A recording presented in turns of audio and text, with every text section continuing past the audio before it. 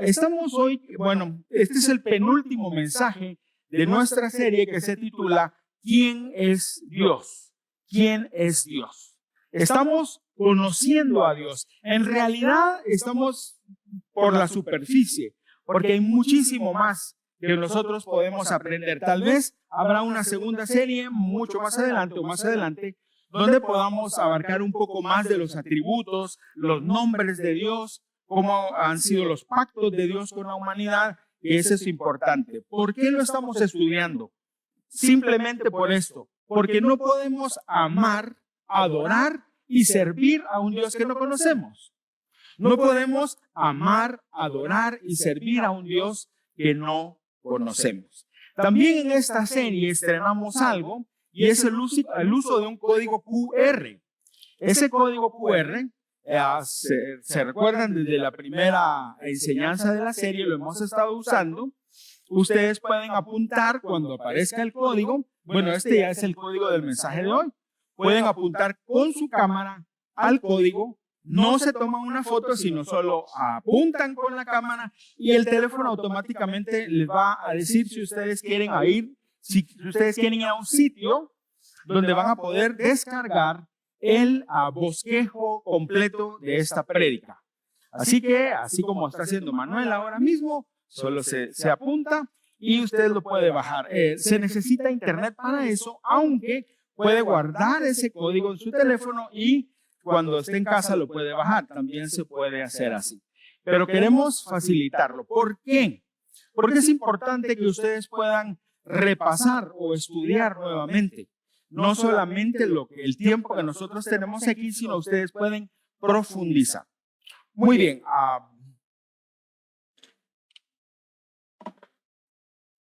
Perdón. Hoy estudiaremos el séptimo mensaje o el séptimo tema que se titula El Dios de Amor. ¿Quién es Dios? Dios es el Dios de amor. Hemos hablado que Dios es eterno, que es omnipresente, que es soberano, que es omnipotente. Hemos también hablado la semana pasada que Dios es santo, que Dios es justo. Y hoy vamos a hablar acerca de que Dios es el Dios de amor. Leamos el verso que nos sirve de introducción a este mensaje en 1 Juan capítulo 4, verso 16. En esta versión dice así: y nosotros hemos llegado a conocer y hemos creído el amor que Dios tiene para nosotros. Y dice, Dios es amor. Y el que permanece en amor, permanece en Dios y Dios permanece en él. Dios es amor. Probablemente el atributo por el que más se conoce o se relaciona o con el que más se relaciona a Dios es el amor. Que Dios es amor. Todo el mundo sabe eso. Todo el mundo lo dice. Cuando nosotros escuchamos algunos mensajes, el énfasis es el amor de Dios y realmente sí, por supuesto, Dios es amor. Sin embargo, eso también crea un peligro y es que a veces en nuestra propia vida experimentamos cosas donde pareciera que Dios no nos ama. ¿O no les ha pasado a ustedes? Vienen cosas difíciles a la vida, cosas que nos afectan, vienen pruebas, a veces son muy largas, vienen pérdidas importantes, a veces de personas que amamos, a veces proyectos, negocios, o la familia se desintegra. Y entonces nosotros dudamos a veces si Dios nos ama o no nos ama. ¿Por qué? Porque Dios es amor. Y no puede ser que Dios permita eso en mi vida si Dios es amor. Entonces tenemos que pensar correctamente en el amor de Dios. Ahora, este no es un problema nuevo. De hecho, desde el siglo II, al principio de la iglesia, ya la era post-apostólica o la era de los padres de la iglesia, los primeros líderes de la iglesia después de los apóstoles, surgió ahí alguien que tuvo una idea rara. Su nombre era Marción, allá en Roma. Marción tenía esta idea y él decía básicamente o muy simplificadamente así: El Dios del Antiguo Testamento es el Dios vengador, es el Dios justiciero, es el Dios que castiga. Pero el Dios del Nuevo Testamento en Jesús es el Dios de amor, que vino a dar la vida por su vida por los pecadores, es el que cuida a los enfermos, sana a los enfermos, pero el Dios del Antiguo Testamento es un Dios duro. Entonces él llegó a una conclusión y fue esta: el Dios del Antiguo Testamento no es el verdadero Dios, es un Dios secundario, es un Dios secundario. No puede ser el verdadero Dios porque el verdadero Dios es amor, Jesús. Y de hecho hubo alguna gente que siguió esa corriente. Por supuesto, es una herejía y fue calificada como herejía. Y los primeros padres, los padres de la iglesia, ellos lucharon contra esa forma de ver. Marción llegó al extremo de desechar el Antiguo Testamento porque para él no podía ser las escrituras sagradas. Y tomó solo un evangelio y tomó 10 de las 12 cartas del apóstol Pablo. Para él eso era toda la Biblia. Y eso es un error, por supuesto es un error. Nosotros no llegamos a ese extremo, pero muchas veces no nos cuadra o no logramos conciliar la idea de que Dios es amor, pero también a veces Dios nos castiga o nos disciplina, mejor dicho, como es el término bíblico. O que Dios es amor y a veces hay pérdida en nuestra vida. ¿Por qué pasa eso? Esto nos lleva a la primera pregunta, que es nuestro primer punto. ¿Cómo es el amor de Dios? ¿Cómo es el amor de Dios?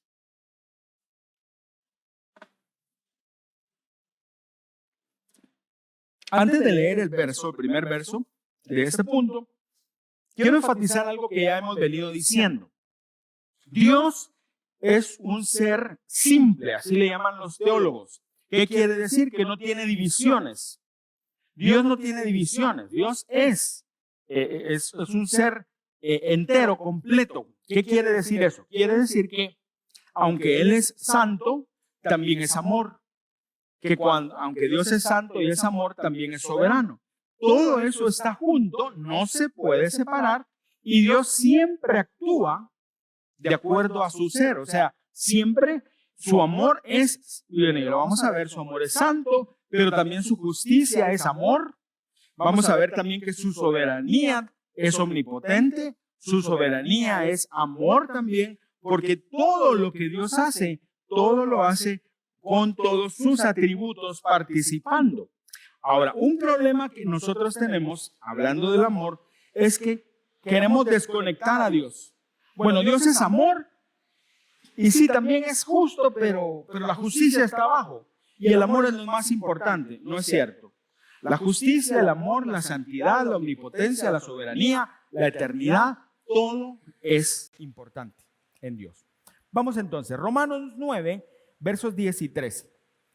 Dice, no solo eso, está Pablo hablando, dando un discurso. También sucedió que los hijos de Rebeca, la esposa de Isaac, nietos de Abraham, tuvieron un mismo padre, que fue nuestro antepasado Isaac. Sin embargo, antes de que los mellizos, porque eran mellizos, nacieran o hicieran algo bueno o malo, y quiero enfatizar esto, antes de que los mellizos nacieran o hicieran algo bueno o malo, y para confirmar el propósito de la elección divina, no con base en las obras, sino al llamado de Dios, se le dijo a ella, a Rebeca, el mayor servirá al menor. Y así está escrito, amé a Jacob, pero aborrecí a Esaú. Ahora, Pablo está refiriéndose en este pasaje, en los capítulos 9 y 10, perdónenme, se está refiriendo a la posición especial que Israel tiene como el pueblo elegido de Dios en el Antiguo Testamento. Todavía tienen una posición especial y Dios tiene un plan para ellos, por supuesto que sí.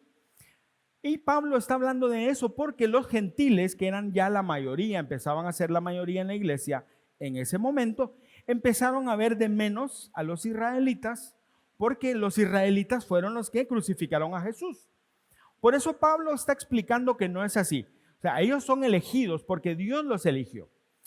Entonces Pablo llega a este punto donde dice esto, está refiriendo a lo que Dios dijo: amé a Jacob, pero aborrecí a Esaú. Está hablando de una elección y una elección de amor. Ahora, ¿qué aprendemos aquí? Que dado que Dios es soberano, porque eso aprendimos, Dios es soberano, Él no tiene limitación, Él puede hacer lo que quiera, como quiera, cuando quiera, y no le tiene que dar cuentas a nadie. Su amor también es soberano, y eso es importante. El amor de Dios es soberano. En otras palabras, Dios puede amar a quien quiere y no depende de la criatura que es amada. Es una intención de Dios, es una decisión de Dios. Dios decide a quién amar y no ama a todos. No ama a todos. Dios no ama a los pecadores. Déjeme explicarlo. Dios ama a sus hijos que han sido redimidos por Jesús. Pero a los pecadores los tiene, o sea, los sigue cuidando. Vamos a hablar más adelante de esto. Pero no es que estén cerca de su corazón como los hijos de Dios. ¿Por qué? Porque no hacen su voluntad. Por eso es tan importante cambiar el estatus de pecador a hijo de Dios. Hay una idea, y es una idea muy generalizada en algunos círculos, de que todos somos hijos de Dios. No es cierto. No es cierto. No todos somos hijos de Dios. Dios nos creó a todos y todos somos criaturas de Dios, sí. Pero los hijos de Dios son los que hemos recibido a Jesús como nuestro Salvador y Señor. Con esto quiero decir que en el momento del juicio final, Dios va a recibir a sus hijos y los va a poner o los va a tener en su gloria junto con Él, pero a los pecadores no los va a poner ahí. A los pecadores, y la Biblia es muy clara, los va a poner en el lago de fuego. ¿Cuál es la muestra de amor ahí? La muestra de amor es tomar y poner junto a Él. Y la otra es la consecuencia de una decisión, por supuesto. Cada uno tuvimos que tomar una decisión para entregar nuestra vida al Señor, pero Dios decide a quién ama. El amor de Dios es soberano. ¿Pero y por qué? Eso no es justo. ¿Quién puso las reglas? ¿Quién puso la ley? Es Dios, mis amigos, no somos nosotros. Nosotros jugamos bajo las reglas de Dios, o usando una frase, nosotros vivimos bajo la ley de Dios y la ley de Dios, Dios la puso. Pero es que no es justo. Pero si Dios es perfectamente justo, ¿por qué no va a ser justo? Podrá ser injusto porque a mí no me gusta y yo lo rechazo. Y ese es precisamente el problema del mundo, que rechaza la ley de Dios, que rechaza lo que Dios ha establecido. Y entonces nos quejamos, o se queja, el mundo se queja de que Dios no es justo, pero en realidad ellos no quieren vivir bajo la ley de Dios. Cuando nosotros escogemos vivir bajo la ley de Dios, entonces las cosas son diferentes. Primera cosa entonces importante, el amor de Dios es soberano. Él decide y nosotros no podemos reclamar. Segundo, Romanos 8, 38 y 39.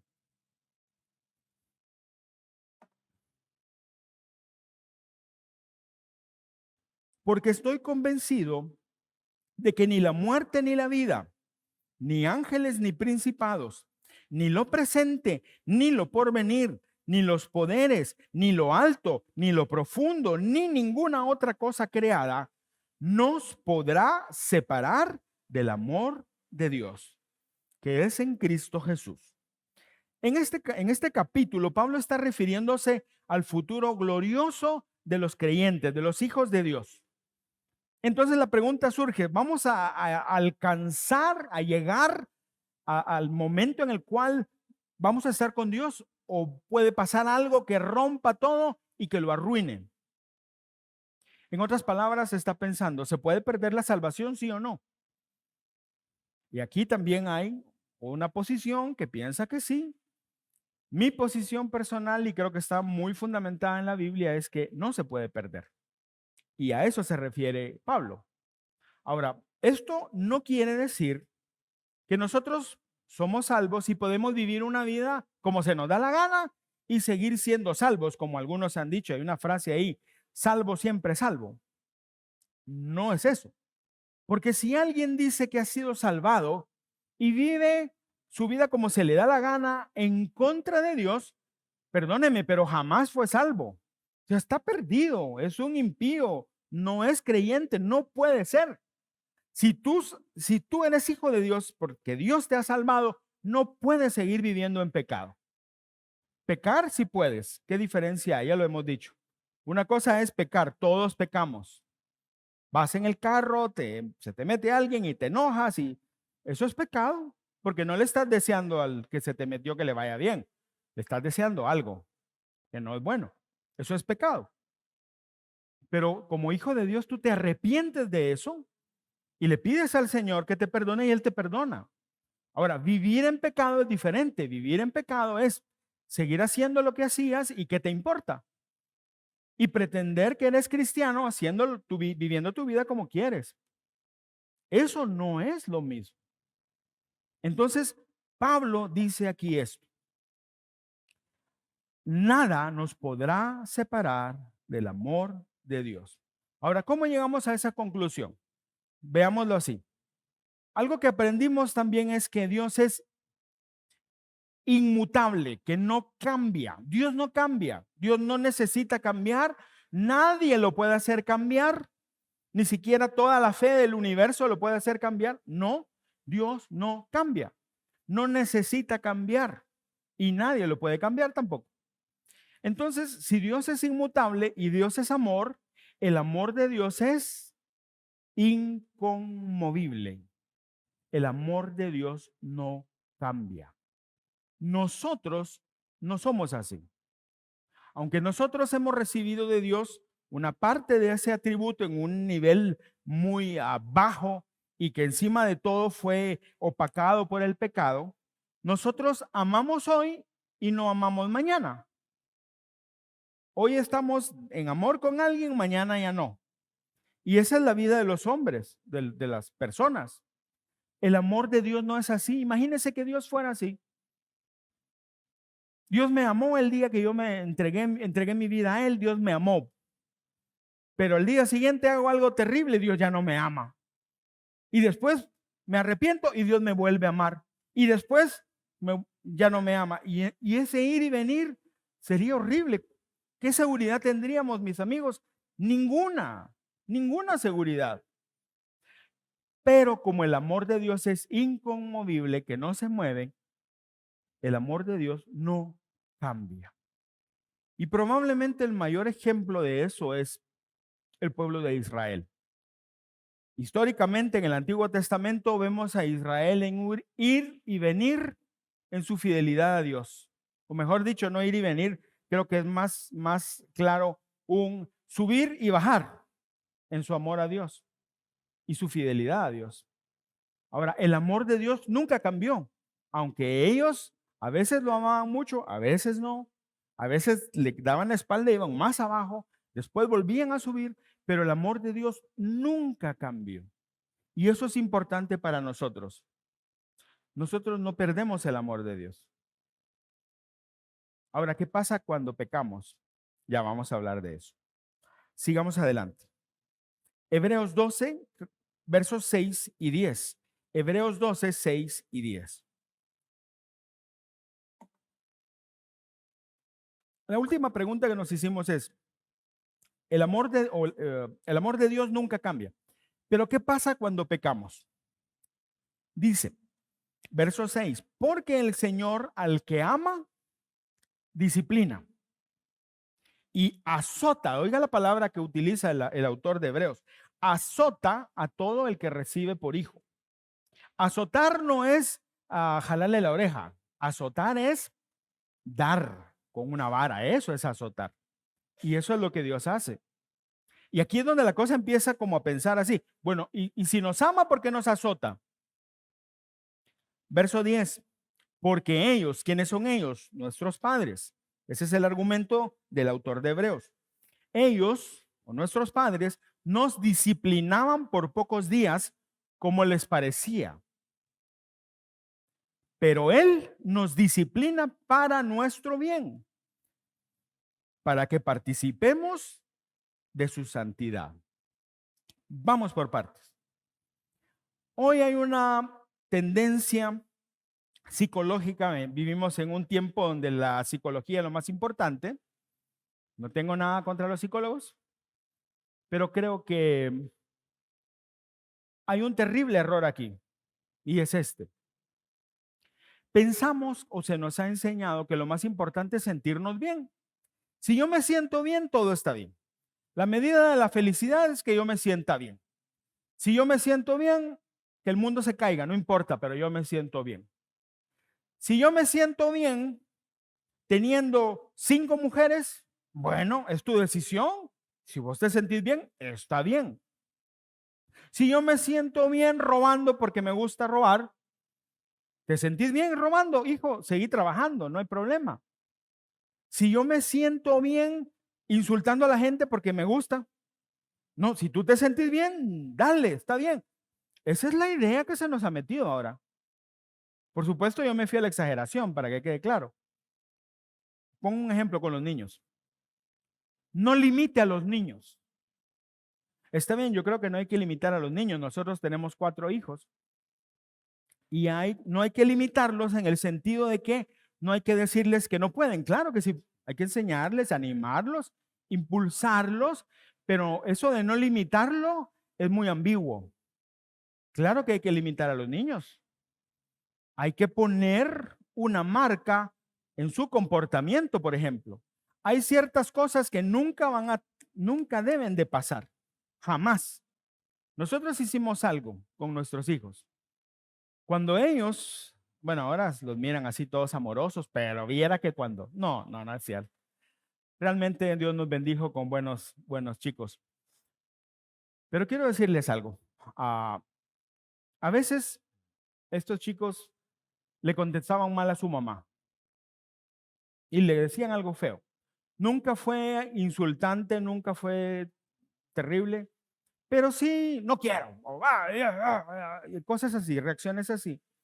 En ese caso yo me metía y yo les decía, alto. Y aquí están ellos, los 4 están aquí. Qué alegres que estén los 4. No, ahí está Charlie atrás. Están los 4 aquí y ellos le pueden dar fe de esto. Pero yo les decía, si ustedes se meten con su mamá, se meten conmigo. Si ustedes insultan a su mamá, es como que me hubieran insultado a mí, ¿sí o no? Y yo no voy a dejar que me insulten a mí ni que insulten a su mamá. Así que no lo hagan. Y en algún momento me tocó. Porque es importante poner límites. Miren, yo he visto en el supermercado niños que hacen unos relajos. Yo no sé si a usted, que a uno le dan ganas como, yo he oído eso, así fuera mi hijo. ¿Pero por qué? Porque no se ponen límites. Ahora, yo no estoy diciendo de ser un déspota, un tirano, un dictador en la casa, un abusivo. Por supuesto que no, eso es pecado, eso no se hace. Estoy diciendo de poner límites y mantenerlos. La constancia es buena, es necesaria. La consistencia en la forma como se disciplinan los chicos es importante. Sin embargo, ¿qué se nos dice ahora? No. A los niños no hay que pegarles. El castigo físico no. Discúlpenme, pero ¿qué saben los psicólogos, con todo respeto? ¿Qué saben más ellos que el que escribió la Biblia? ¿Qué dice Proverbios? La vara es para el necio. Eso dice Proverbios. Y si no les gusta, no es asunto mío. Eso lo dijo Dios. Yo entiendo y quiero aclarar mi punto. Yo entiendo que el exceso es pecado y que desgraciadamente muchos que se van al exceso y dañan a los niños. Claro que sí. Y ese es el problema de la disciplina de los humanos. Ese es el problema de nuestras leyes humanas. Cometen errores. El único que no comete errores es Dios. Entonces, lo que el escritor de Hebreos está diciendo, nuestros padres nos disciplinaron como ellos pensaron lo correcto, lo mejor.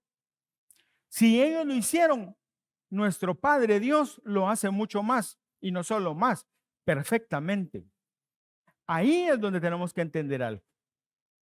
El amor de Dios es santo. Porque Dios es santo y Dios es amor, el amor de Dios es santo. ¿Por qué nos disciplina Dios? Porque Él es santo. Cuando quebrantamos sus mandamientos, viene la disciplina de Dios. La disciplina de Dios puede venir como un castigo físico, como una pérdida en algún lado, una circunstancias difíciles, qué sé yo, hay muchas maneras. Pero Dios no nos va a dejar tirados porque somos sus hijos. Y eso a algunos no les gusta, porque piensan que el amor de Dios es solo que Dios me dé, que Dios conteste mis oraciones, que Dios esté conmigo, que Dios me haga sentir bien, pero no, el amor de Dios es correctivo también. Ahora, quiero leer la última parte del verso 10. Dice, Él nos disciplina para nuestro bien, para que participemos de su santidad. ¿Cuál es el propósito de la disciplina de Dios? Alinearnos con la santidad de Dios. Mire, yo conozco gente que por alguna razón ha ido a parar a la cárcel. Conozco a dos específicamente, por un asunto de carro. Uno golpeó a alguien, gracias a Dios no fue más grave, pero se lo llevaron preso. Y el otro andaba bajo los efectos del alcohol y lo agarraron también. Y ambos fueron a parar a la cárcel y pasaron no sé cuántos días ahí. Yo hablé con uno de ellos, al otro solo lo escuché hablar, pero con uno sí tuve una reunión y me decía, mire, es que yo me arrepiento de lo que hice porque yo sé que yo no tengo que tomar, que yo ya, sí, que no sé qué, pero mire, ahí me encontré con Dios en ese lugar y Dios me habló y yo vi cómo Dios me cuida y yo le prometí al Señor que voy a ir a la cárcel y voy a llevar alimentos y voy a compartir de la palabra de Dios. ¿Sabe cuánto le duró? No sé, 2 semanas tal vez, 3 lo más. Y de ahí, la misma cosa. Ahora, ¿usted cree, si usted fuera papá de alguien así, usted lo dejaría así nomás? Ah, no, es su decisión. No, ¿qué haría? La siguiente tendría que ser un poquito más fuerte. Así es Dios. Y amigos, ese es el amor de Dios. Ese es el amor de Dios. Papás, nosotros amamos a nuestros hijos, disciplinemos a nuestros hijos. Si no amamos a nuestros hijos, dejémoslos que sean así como, perdónenme que use esta comparación, pero animalitos salvajes, que van y vienen y hacen lo que se les da la gana. Pero si uno ama a su hijo, uno lo va a formar. No quiere decir con esto que nuestros hijos van a ser perfectos. No. No quiere decir con esto que no se van a equivocar. Claro que se van a equivocar. Y puede ser que nosotros hagamos el mayor esfuerzo de todos y que aún así ellos decidan hacer otra cosa. Claro que sí. Pero creo que nosotros hicimos nuestra parte. Ahora, lo que hasta donde nosotros no podemos llegar, Dios sí puede llegar. Entonces, ¿cómo es el amor de Dios? Al principio dijimos que el amor de Dios no opera en forma aislada de los demás atributos de Dios porque Él es uno y no tiene división alguna. Por eso podemos decir que el amor de Dios es soberano, inconmovible y es santo. Muy bien, la segunda pregunta que surge es, ¿cuáles son las dimensiones del amor de Dios hacia nosotros? ¿Cómo se manifiesta el amor soberano, inconmovible y santo de Dios hacia nosotros? Y vamos a Salmos 145, verso 15, por favor. Y este es nuestro segundo punto.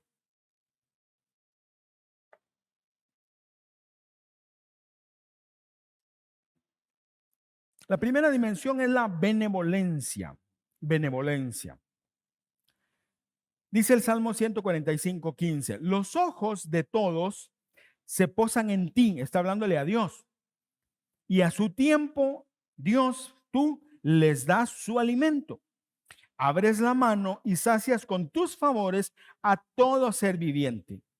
El Señor es justo en todos sus caminos y bondadoso en todas sus obras. ¿Qué es la benevolencia de Dios? Es la preocupación de Dios por el bienestar de los que ama. Y a eso se refiere este salmo, que todos buscamos en la mano de Dios y Dios nos da. Y no solo a nosotros, le da a todos. Los animalitos comen porque Dios les da. Las plantas están vivas porque Dios las mantiene. Esa es la benevolencia de Dios. Jesús lo dijo de esta manera, Mateo 5:45, la segunda parte. Dice, Él, está hablando del Padre, hace que salga el sol sobre malos y buenos y que llueva sobre justos e injustos. Esto es importante. La benevolencia de Dios no debe confundirse con la bendición de Dios. Repito, la benevolencia de Dios no debe confundirse con la bendición de Dios, porque la benevolencia es la expresión del amor de Dios y la bendición es la expresión del agrado de Dios. Cosas diferentes. Déjeme poner un ejemplo. Si alguien está teniendo éxito en sus negocios y puede decir, gracias a Dios, Dios me está bendiciendo. Pero si lo que estás haciendo es haciendo trampa en tus finanzas, perdóname, pero Dios no te está bendiciendo porque Dios no bendice eso. Simplemente estás recibiendo el bien de Dios que los justos y los injustos reciben. Dios manda la lluvia sobre buenos y malos. No es que el Hijo de Dios ande caminando y él recibe lluvia en tiempo de sequía y los demás no. Todos la recibimos. No puedes pensar que puedes vivir tu vida como se te da la gana y esperar que Dios te bendiga. No es eso. Eso es benevolencia de Dios. Desgraciadamente hay muchos que piensan de esa manera. Puede ser que alguien, un hombre, tenga su familia y tenga una amante también y le va muy bien en sus negocios y dice, oh, Dios me está bendiciendo. No, hermano, esa es la benevolencia de Dios, pero la benevolencia de Dios la tienen todos, buenos, malos, los animales, las plantas, el mundo entero. No es lo mismo. Entonces, la primera dimensión es la benevolencia. La segunda dimensión es la gracia. Éxodo, capítulo 34, versos 6 y 7.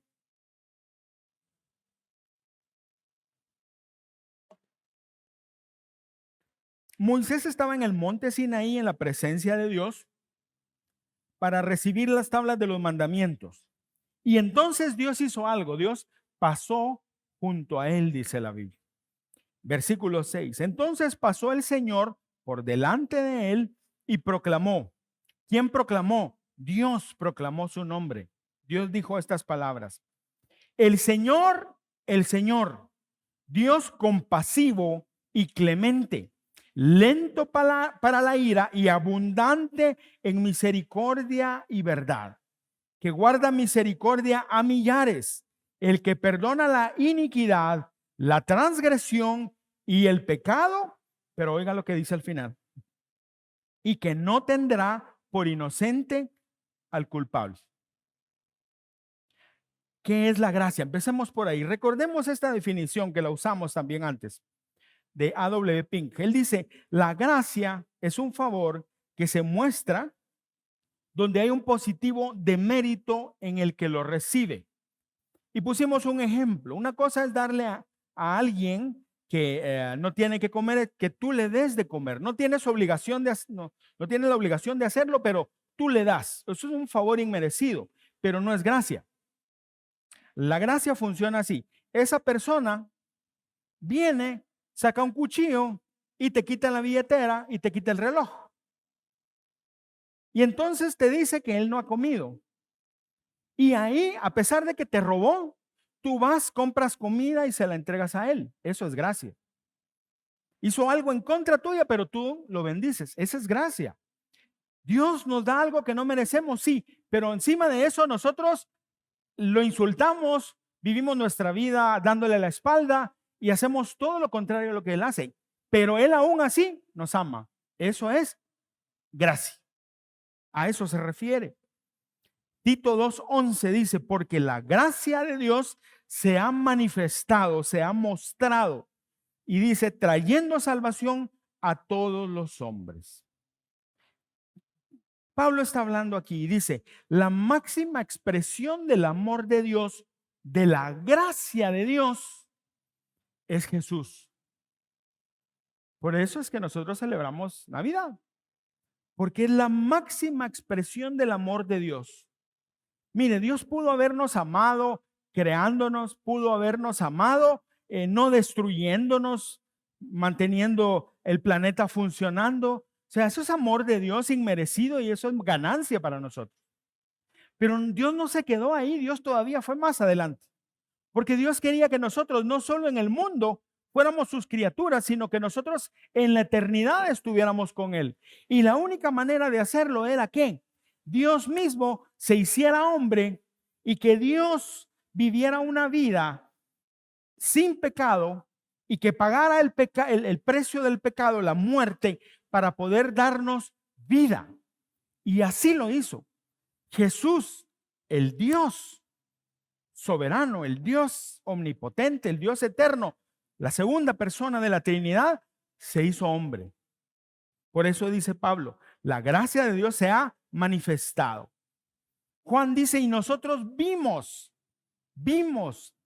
al Verbo, porque ellos vieron a Jesús, comieron con Jesús, caminaron con Jesús. Esa es la máxima expresión del amor de Dios. El amor de Dios se muestra entonces en gracia. La gracia es la expresión del amor de Dios. Pero la gracia no quiere decir borrón y cuenta nueva, así nomás. Yo no sé si ahora lo hacen, pero antes me acuerdo que había un montón de promociones a fin de año que las tarjetas de crédito le ofrecían a los que usaran sus servicios que iban a hacer un borrón y cuenta nueva. O sea, si el que ganara le iban a borrar su tarjeta, el saldo de su tarjeta, supongo que había un límite, no sé, pero bueno. Y ya estuvo. No sé si lo hacen, antes lo hacían. Pero eso no es la gracia de Dios. No es la gracia de Dios. La gracia de Dios no es gratis, mis amigos. La gracia de Dios requirió un pago y es el pago más alto que jamás se ha hecho. Y es la vida de Jesús. ¿Por qué Jesús nos perdona? ¿Porque somos bonitos o porque nos ama tanto que nos perdona así nomás? No. ¿Sabe por qué nos perdona? Porque alguien tomó nuestro lugar y ese alguien es Jesucristo. Porque Jesucristo murió por mí. Es que yo soy salvo y usted también. Nosotros recibimos su gracia porque Jesús murió. Si Jesús no hubiera muerto, nosotros no recibiríamos gracia.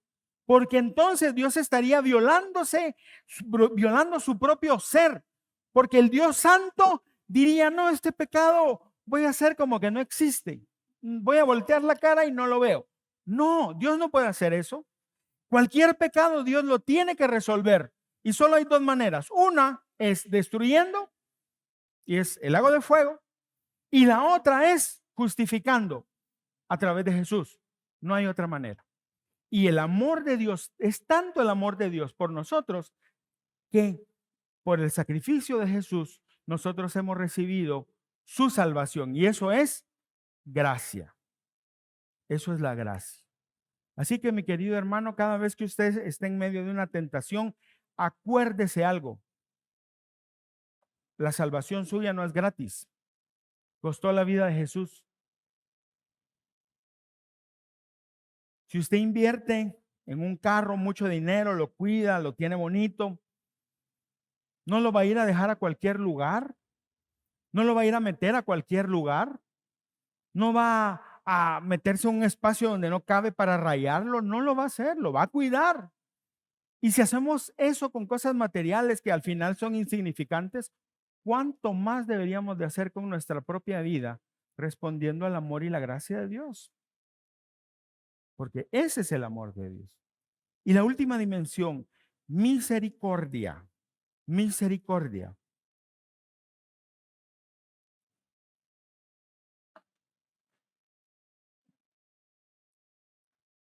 Salmo 103, 13 al 17. Como un padre se compadece de sus hijos. En Hebreos dice como un padre que disciplina a sus hijos. Pero aquí el Salmo dice como un padre que se compadece de sus hijos. Así se compadece el Señor de los que le temen. Ojo, de los que le temen. Porque Él sabe de qué estamos hechos.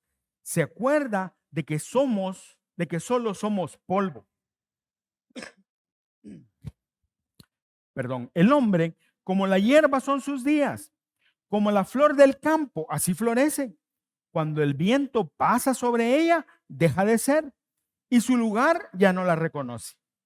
Pero la misericordia del Señor es desde la eternidad hasta la eternidad para los que le temen y su justicia para los hijos de los hijos, o sea, para sus generaciones.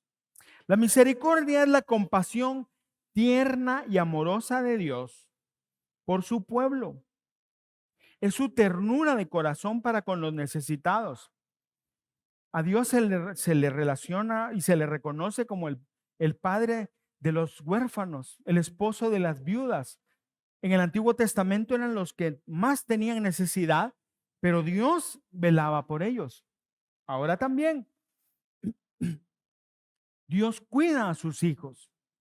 Él no solo nos mira sufrir y dice, bueno, a ver qué hace, a ver si puede o no puede, a ver si todo lo que me ha dicho cuando canta y cuando ora lo cumple. Vamos a ver, Dios no es así. Si fuera así, ¿dónde estaríamos? Dios no nos mira sufrir, sino Él está con nosotros en el sufrimiento. A veces Dios resuelve, pero a veces no. A veces no. ¿Por qué? Yo no sé, yo quisiera poder decirles por qué. Yo mismo le he preguntado al Señor por qué algunas cosas en mi vida, Él pudiéndolas arreglar así, no lo hace. Entonces, he tomado una decisión y creo que es la decisión que tenemos que tomar.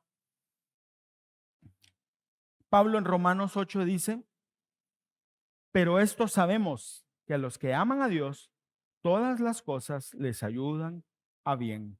Y esta es la primera parte del versículo. Pero quiero enfatizar cómo inicia. Pero esto sabemos. Miren, hay un montón de cosas que no sabemos. Pero lo que sí sabemos es que Dios, a los que aman a Dios, todas las cosas les ayudan a bien. Y sabe que ese es Dios con nosotros en medio de circunstancias difíciles. Y perdón, no era la última. Esta sí es la última dimensión del amor de Dios hacia nosotros y es la paciencia. Paciencia. Salmos 86, 15. La paciencia es una expresión del amor de Dios para nosotros. Dice el Salmo, Señor, tú eres un Dios compasivo y bondadoso, un Dios que no se enoja con facilidad, lleno de fiel amor y fidelidad.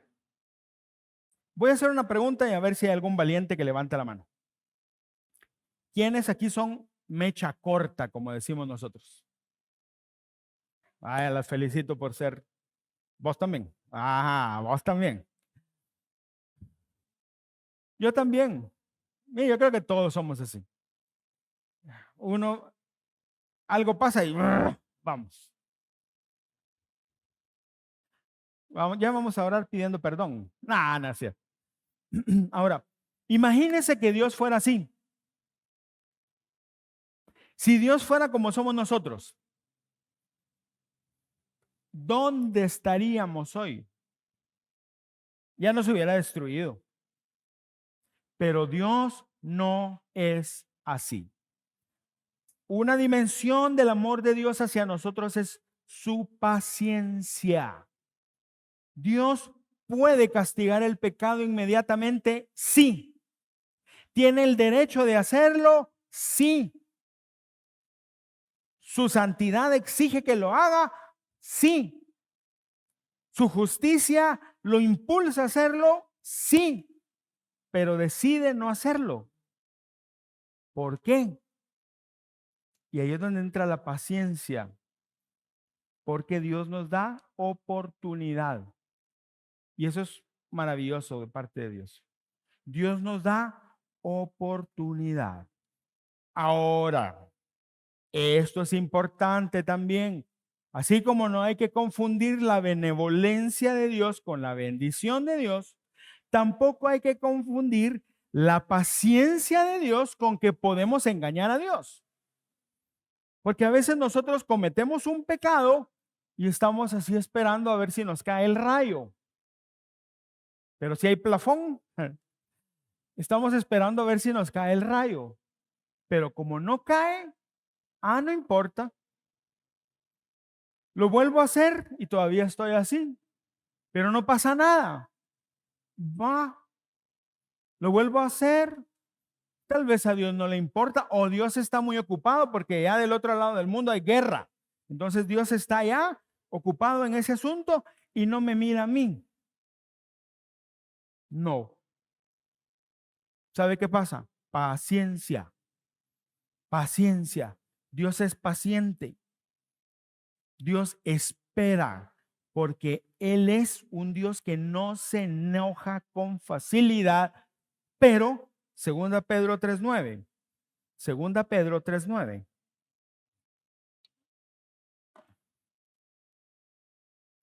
Para los que piensan así, Pedro responde: no es que el Señor se tarde en cumplir lo que prometió, como piensa la gente. Lo que pasa es que Dios es paciente, porque Él no quiere que nadie sea destruido, sino que todos cambien su vida y dejen de pecar.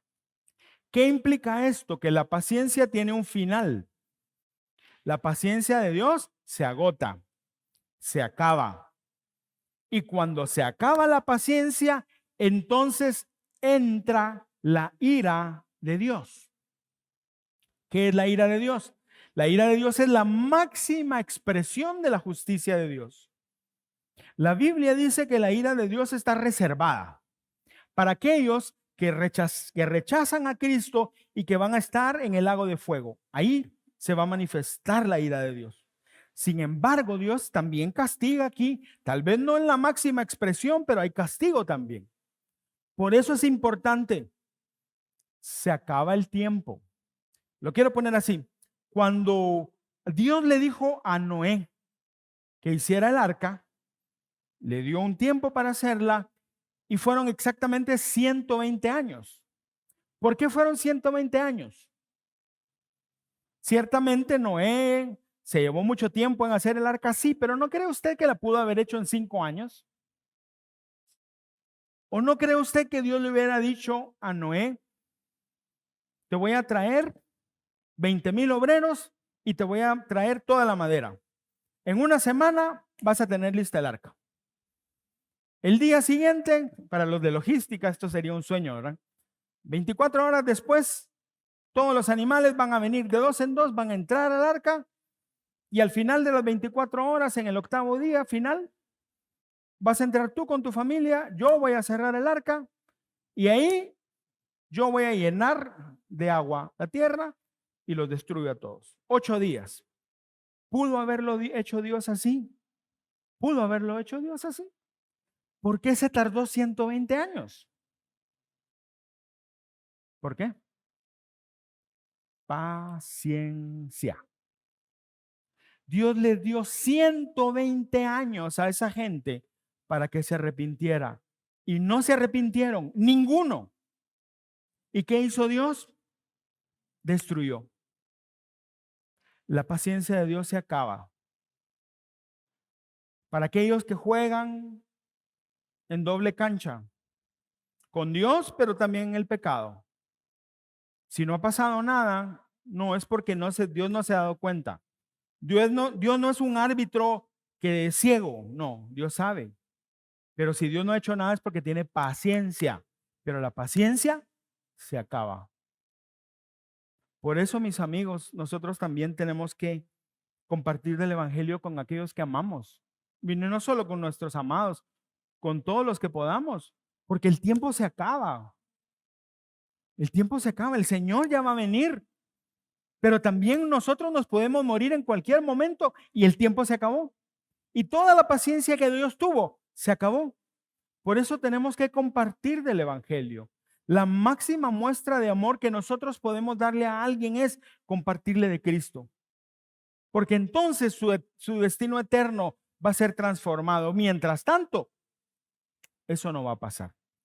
Y el último punto, tercer punto. Ya hemos visto entonces cómo es el amor de Dios.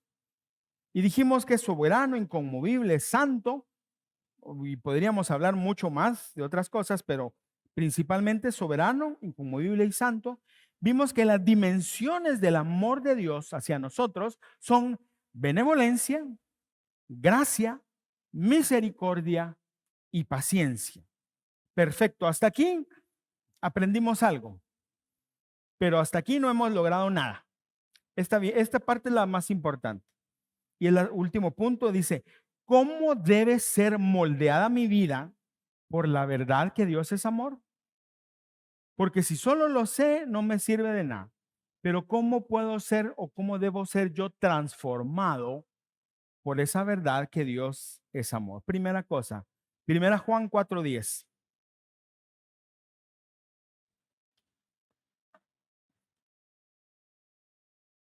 En esto consiste el amor. No en que nosotros hayamos amado a Dios, sino en que Él nos amó a nosotros y envió a su Hijo como propiciación por nuestros pecados.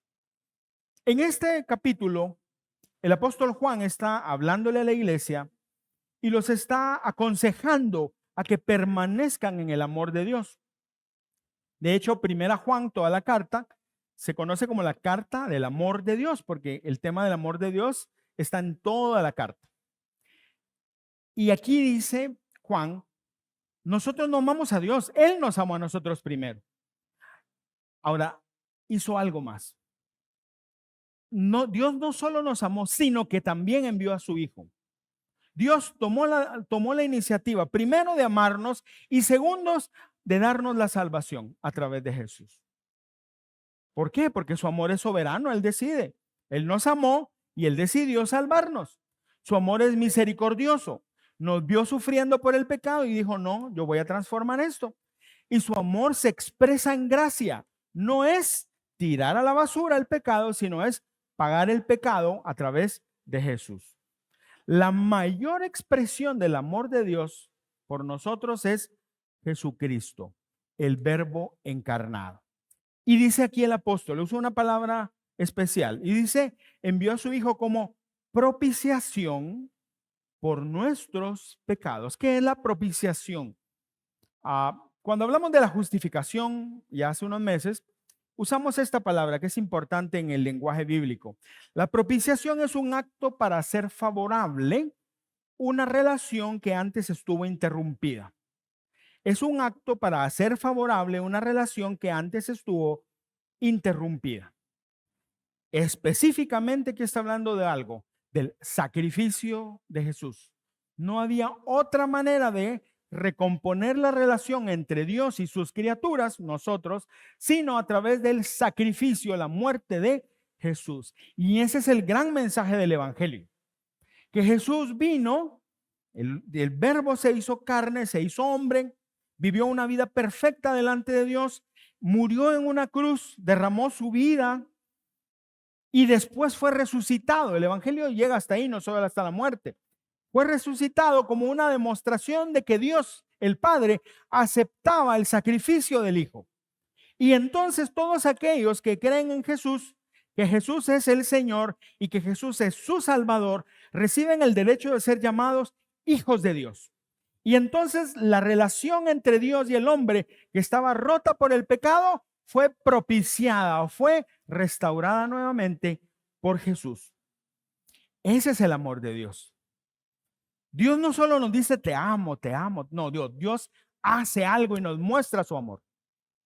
Y así debe ser el amor. Jesús dijo, nadie tiene más amor que este, que aquel que da su vida por sus amigos. Y estaba hablando primordialmente de él.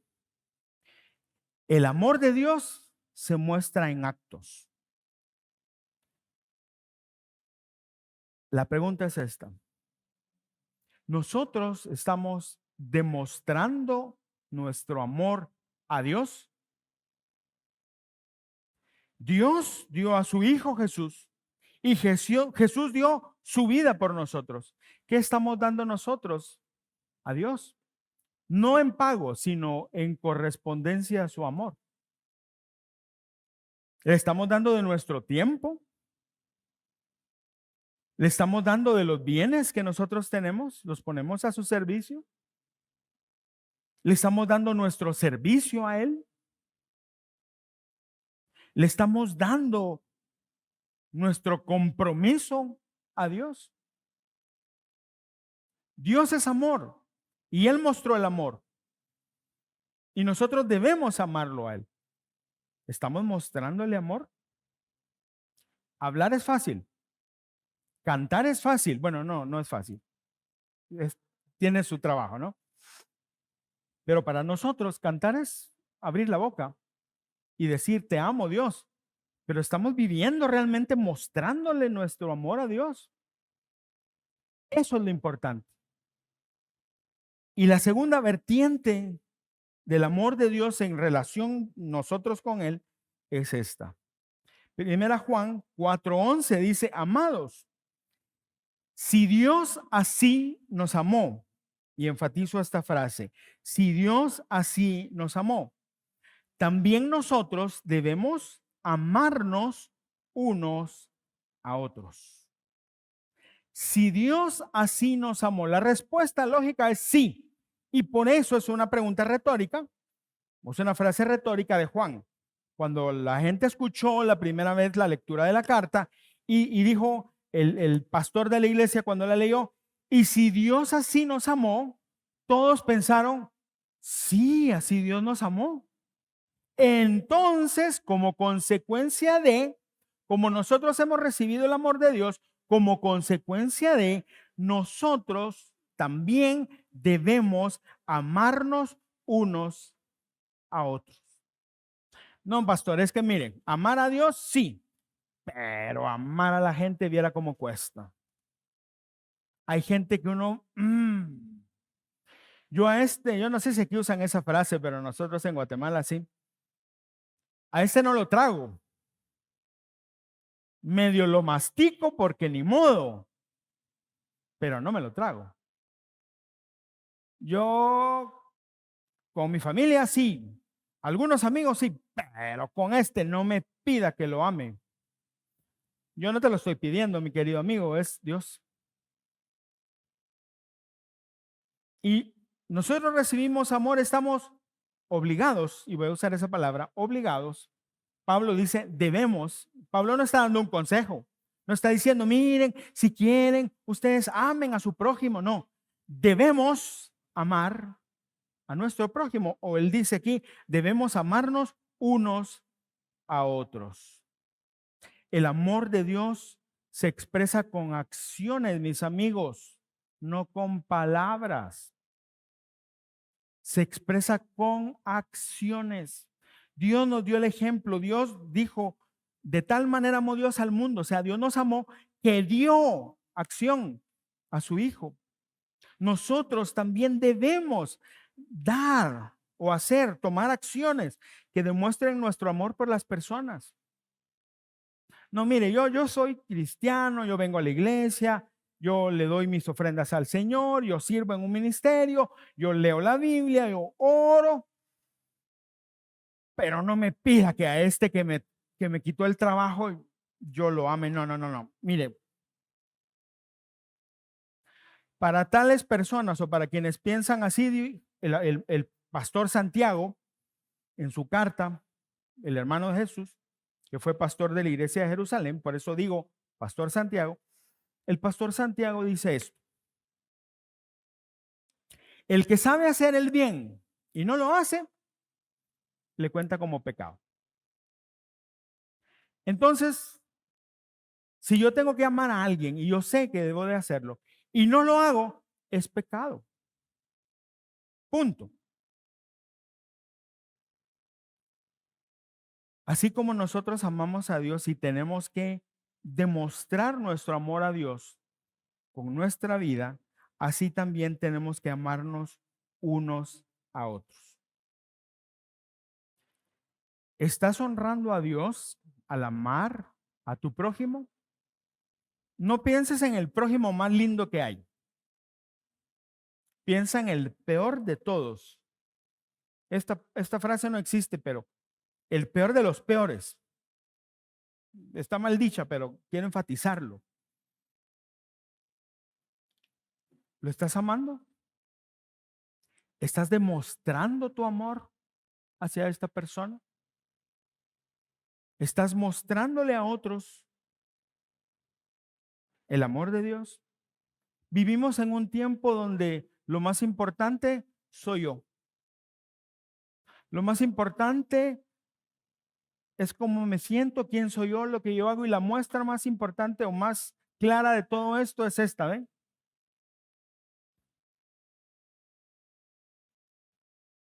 Como que no estoy viendo, pero yo me la tomo. ¿Por qué? Porque lo más importante soy yo. Mire el perfil de una persona. Solo él sale. Ya sabe a quién ama. Se ama a él mismo. Y vivimos en esa época. Nosotros no debemos ser así. No, pero mire, es que yo comparto con otros. Yo aquí dándole a la hermana Liz que tanto necesita una ayuda. Ayuden a otros. Eso no es amor, mis amigos. Discúlpenme, eso es arrogancia. El amor, en realidad, lo deja todo en beneficio de otro. El amor de Dios es nuestro modelo y es nuestra medida. Dios dejó todo porque dejó a su Hijo para que muriera por nosotros. ¿Qué estamos dejando nosotros por Dios? ¿Qué estamos haciendo nosotros por nuestro prójimo? Quiero pedirle que se ponga en pie y cierre sus ojos, por favor.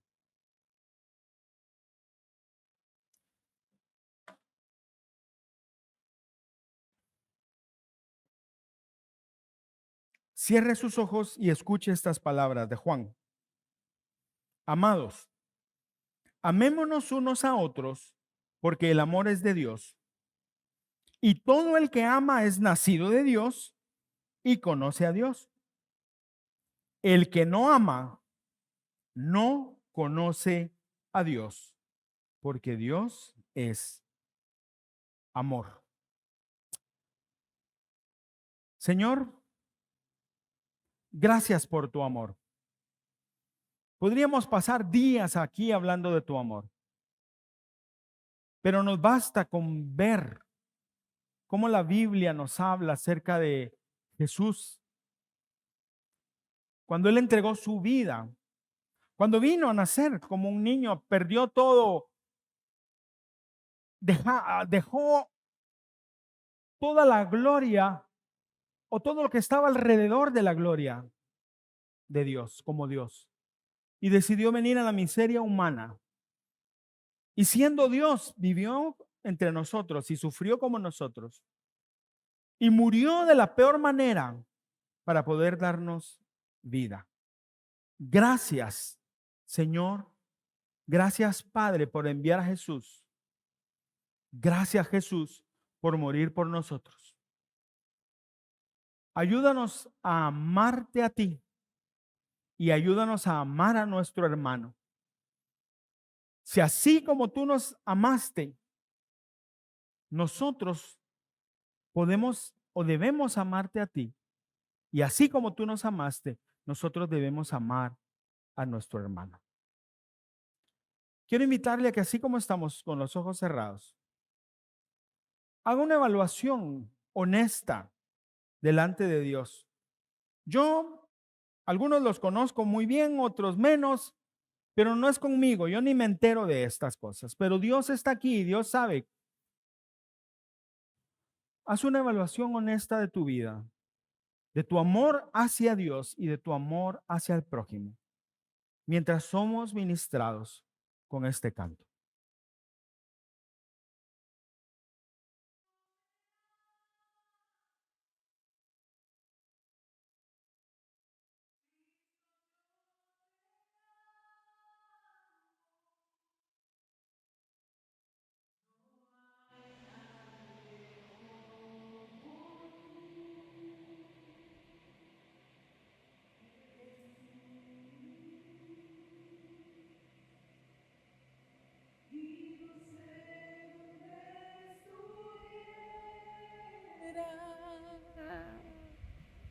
Si yo a ti no te tuviera,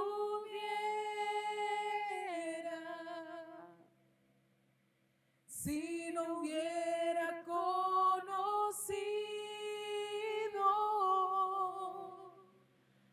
al Dios que me ama,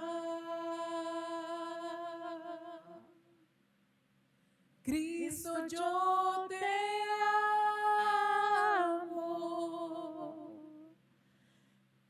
Cristo, yo te amo. No hay nadie como tú, Jesús. Y no sé dónde estuviera si yo a ti no te tuviera,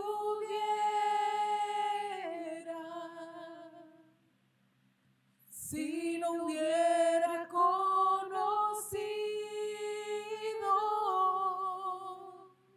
al Dios que me ama. Gracias por tu amor, Señor. No hay palabras suficientes para agradecerte por tu amor. Nos cuidas, Señor, y nos cuidaste aún antes de que fuéramos tus hijos. Tu mano estuvo sobre nosotros.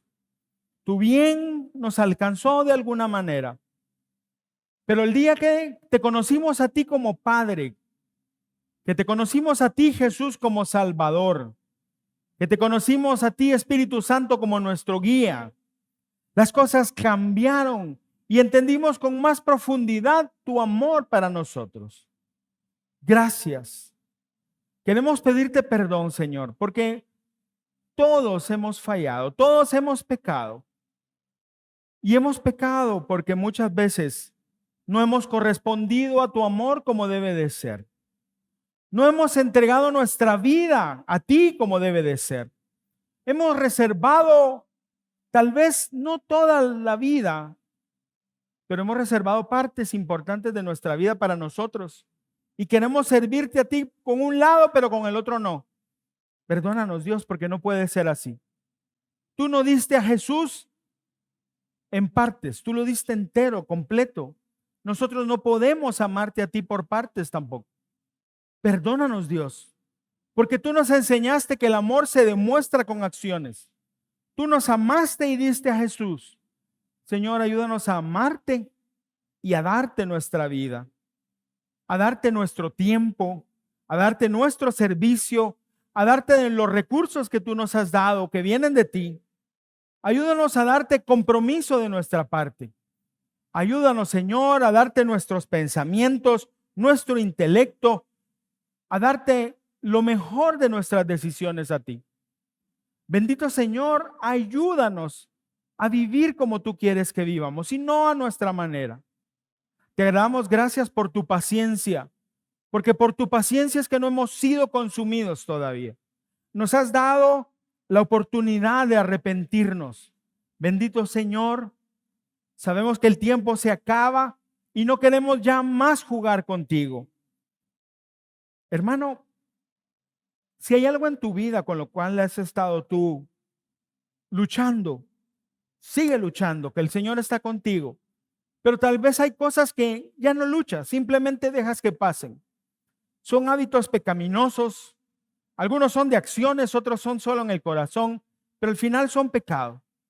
Y tú has dejado que eso siga fluyendo, siga pasando, y piensas que Dios no se da cuenta. Dios sí se da cuenta. Y la paciencia de Dios se agota, porque la perfección de Dios exige que el pecado, todo pecado, sea castigado. Así que este es el momento en el cual tú debes pedirle al Señor perdón y pedirle que Él te ayude a superar eso. Él no solo te perdona, sino el Espíritu Santo te da la fortaleza para dejar de hacer aquello que tal vez tú te has sentido como esclavizado por ese pecado. La voluntad de Dios es que nosotros seamos libres totalmente. Perdónanos, Señor, porque a veces no demostramos nuestro amor a nuestros hermanos, a nuestro prójimo. Nuestro corazón se vuelve insensible. Pasamos frente a la gente que tiene necesidad y seguimos de largo. Tu palabra dice, Santiago lo escribió, si tú ves que tu hermano tiene necesidad de comer y tú solo oras por él y no le das de comer, no lo estás haciendo bien. Porque tú, Señor, tú eres benevolente, tú eres bueno. Nosotros también debemos serlo. Ayúdanos a tener esa sensibilidad, a que no caminemos por la vida ocupados de nosotros mismos, sino también de servirte a ti a través de servir a nuestro hermano. Perdónanos porque muchas veces fallamos. Y perdónanos también porque hay personas que probablemente nos hicieron daño y que nosotros no queremos perdonar. Nos resistimos a perdonar. Sentimos como que tenemos algún control solo por desear algo malo contra ellos. Y a veces lo vestimos de santurronería cuando decimos, Señor, yo te lo dejo para que tú lo castigues. Por supuesto, tú no escuchas esas oraciones. Ayúdanos, Dios, a perdonar. Hay cosas que son imperdonables delante del mundo, pero que Dios te puede ayudar a perdonar. Pero tienes que tomar la decisión de hacerlo. Señor, gracias por tu amor. Gracias por Jesús, la máxima demostración de tu amor. Gracias. Te pedimos que nos afirmes para vivir en amor hacia ti y vivir en amor hacia nuestros hermanos. Te pedimos, Dios, que esta semana no solo nos sigas hablando del asunto, sino nos des oportunidad de poner en práctica las decisiones que hemos tomado hoy. Que no se quede en saco roto o en palabras vacías, sino que esta misma semana, podamos poner en práctica nuestro amor a ti y nuestro amor al prójimo. Y ahora, Señor, que salimos de este lugar, lo hacemos no sin antes dejar en el alfolí nuestras ofrendas, Señor, el fruto del trabajo que tú nos has dado. Te lo damos a ti porque de ti lo recibimos. Te lo damos a ti porque te amamos y queremos honrarte, Señor. Y te pedimos que tú multipliques esos recursos para que tu nombre sea exaltado a través de la obra que esta iglesia hace, Señor.